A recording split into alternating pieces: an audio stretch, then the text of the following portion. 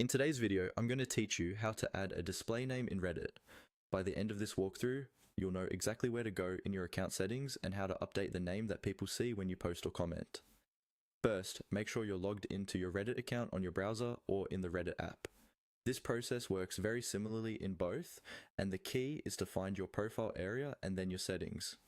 Start by looking toward the upper right corner of the Reddit interface. You should see your profile icon there. Depending on your account, this might be a little avatar, a profile picture, or sometimes just a simple icon with your username. Go ahead and click on that profile icon.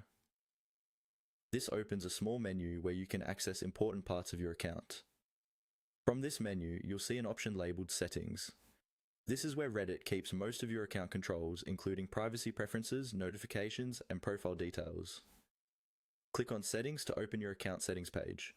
If you're on mobile, you may need to tap your profile, then look for Settings in the list that appears. Once you're on the settings page, look for a section called Profile. This is the area where you can customize how your profile appears to others. Go ahead and click on Profile. It may be listed in a sidebar on desktop or as one of several tabs or options on mobile. Inside the Profile section, you should see an option for Display Name. This is different from your actual Reddit username.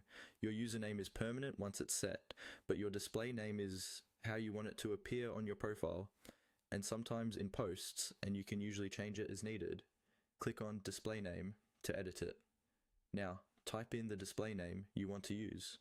Take a moment to choose something that represents you the way you'd like others to see you on Reddit.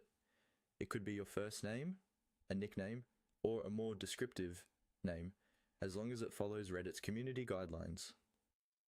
When you're happy with it, make sure you save your changes. On most devices there will be a Save